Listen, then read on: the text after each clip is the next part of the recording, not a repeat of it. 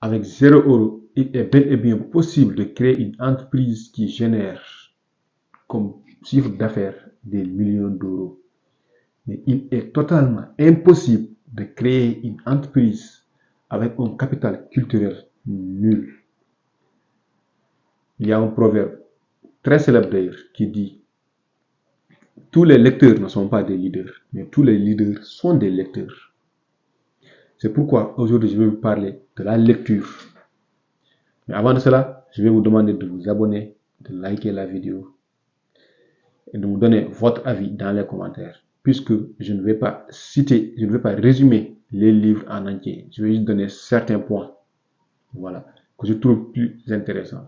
Vous pouvez donner d'autres points si vous avez déjà lu les livres, les indiquer dans les commentaires. Nous allons commencer avec le livre que je considère comme étant la Bible, excusez-moi, de l'entrepreneuriat. Même Bob Proctor d'ailleurs le pense. Ce livre, c'est un livre dont l'auteur a passé une vingtaine d'années à écrire, juste pour nous permettre à nous, les générations qui le suivront, de pouvoir bénéficier de raccourcis. Et ce livre s'appelle Réfléchissez et devenez riche. Il n'a jamais dit travaillez dur et devenez riche, mais réfléchissez et devenez riche. Pourquoi c'est juste les êtres humains qui parviennent à devenir riches? C'est parce que c'est l'esprit qui le différencie des animaux. Nous sommes des êtres humains. Nous sommes doués de sens. Nous devons utiliser ce sens-là pour réfléchir. Lui, dans ce livre, il parle du mindset qu'il faut adopter pour pouvoir réussir dans ce monde. Il nous donne des exemples très précis de personnes qui ont réussi et leur parcours. Il parle souvent des présidents américains ou bien des grands entrepreneurs comme Henry Ford. Il nous donne ces gens-là comme exemple pour que nous puissions nous focaliser sur eux. Mais il parle également et surtout des sacrifices qu'il faut effectuer pour réussir. Parce que tu ne peux pas du jour au lendemain venir de manière très facile réussir. C'est impossible. Parce qu'il faudra quand même un processus dont je vais parler après. Voilà. Le deuxième livre dont je vais vous parler également, c'est un livre que tout le monde presque connaît. C'est parce que c'est un best-seller que je trouve comme étant le meilleur livre de ce siècle. Il s'appelle Robert Kiyosaki, Père riche, Père pauvre. Je pense que tout le monde connaît. Ici, Robert raconte son enfance parce que le livre débute dès qu'il a 9 ans. Son histoire débute à 9 ans parce que dès 9 ans, il voulait devenir riche puisque lui, il voyait que les autres étaient riches, mais lui, il n'était pas riche. Mais il voulait le devenir. Il est donc allé poser la question à son père qui était professeur de l'université, mais malgré tout ça, il était pauvre puisqu'il n'avait pas ce que Robert nous enseigne dans ce livre.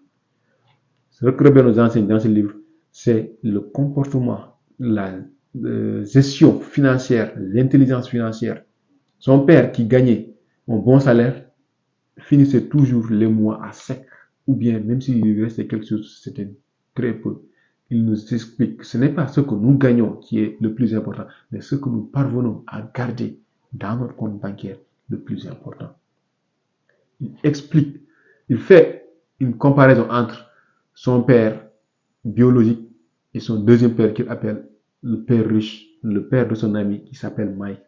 Il explique, il fait une comparaison entre les deux pères. Le père de Mike, c'est-à-dire le père riche, lui, c'est un entrepreneur. Bien qu'auparavant, il gagnait moins que son père biologique, mais il a fini plus riche que son père biologique parce que celui-ci a une intelligence financière. Et cette intelligence financière, Robert l'enseigne dans son livre. Donc, je vous conseille vivement de le lire. Robert explique également comment gagner de l'argent en partant de zéro, en utilisant que l'argent que les banques nous donnent, sans utiliser son argent, sans utiliser ton argent, tu parviendras à devenir millionnaire, multimillionnaire. C'est ce que lui, il a fait. Et il a pris sa retraite à 47 ans. Au moment où, en France, les gens s'entretuent pour ne pas prendre leur retraite à 65 ans. Le troisième livre, je vais vous parler de ce fabuleux livre. Vraiment, c'est un livre qui est super, super puissant. L'autoroute du millionnaire. Là, qu'est-ce qu'il nous explique? Il nous parle de la manière de réussir. Parce que les gens, ils pensent que réussir, c'est juste le jour où tu verras un homme dans sa Rolls-Royce ou sa Lamborghini, que tu vas dire, ah ouais, il a réussi. Alors qu'en fait, il n'a pas commencé là. Il a eu à emprunter un processus, à effectuer un processus qui lui a permis de réussir, d'avoir ce qu'il a aujourd'hui.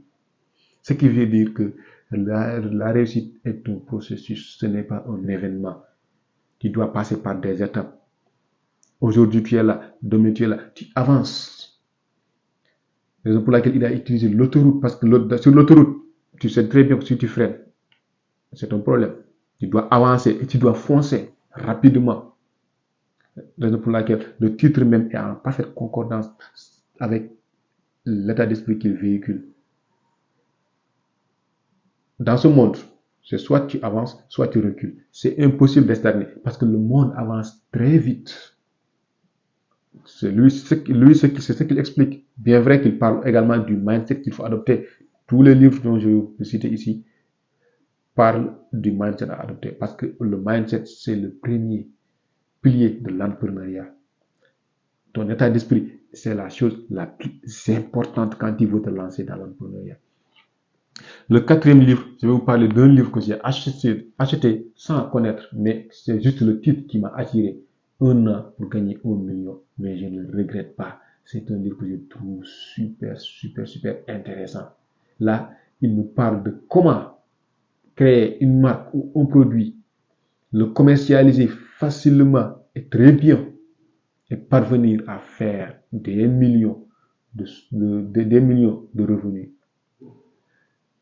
C'est un livre que je vous conseillerais vivement d'ailleurs. Si vous êtes actuellement à vos débuts, et vous voulez vous lancer dans l'entrepreneuriat, ou bien vous voulez créer votre marque, je vous le conseille vivement. Parce que, comme je l'ai dit, il explique comment commercialiser. Et le fait de vendre, c'est la chose la plus difficile en ce qui concerne l'entrepreneuriat. Les gens peuvent avoir des produits, avoir des connaissances, mais pour vendre leurs produits et leurs connaissances, c'est tout à fait un problème. Dans ce livre-là, ce problème est réglé. Et le dernier, c'est le livre que je préfère d'ailleurs. C'est la raison pour laquelle je l'ai mis en dernière position. C'est mon livre préféré. Si vous voyez la manière dont je surligne, vous allez comprendre que je l'aime beaucoup. Vous voyez, voilà. Le livre, c'est Le secret d'un esprit millionnaire. Les secrets d'un esprit millionnaire. Excusez-moi, pas le secret, mais les secrets d'un esprit millionnaire. Ce livre, je trouve que c'est un livre qui est hyper, hyper, hyper puissant. Pourquoi? Parce que ce livre-là, il explique le comportement qu'il faut adopter pour pouvoir réussir. Les habitudes qu'il faut adopter pour pouvoir réussir. Mais il parle également de la nature de l'homme riche. Parce que nous avons souvent tendance à allier richesse et méchanceté, ou bien richesse et pire espèce. Or que lui, il explique que la richesse ne fait qu'accentuer ce que tu es. La richesse ne fait que ressortir ta vraie nature.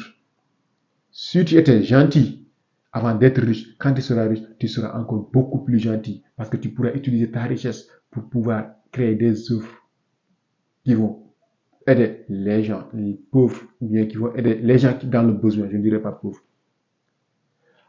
En même temps, si tu étais méchant, quand tu auras de l'argent, tu seras pire. C'est simple. Il parle également de l'entourage qu'il faut adopter, la manière de procéder.